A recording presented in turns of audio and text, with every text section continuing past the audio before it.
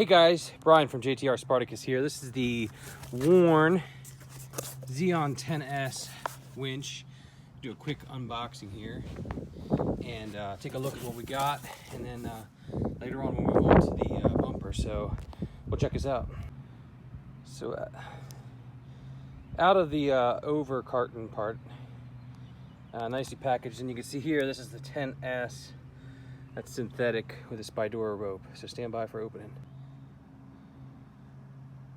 All right, let's go ahead and pull this cover off for a second.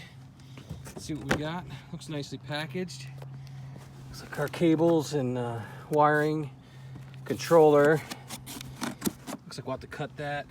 Stand by. So a quick look at everything that comes in here. At the top, you'll see the main winch body. And then you'll see the fair lead there, the instructions, some hardware, an abrasion sleeve, the Spidora rope, the controller. So that's everything. Nicely packaged, came all nice. Looking forward to installing it.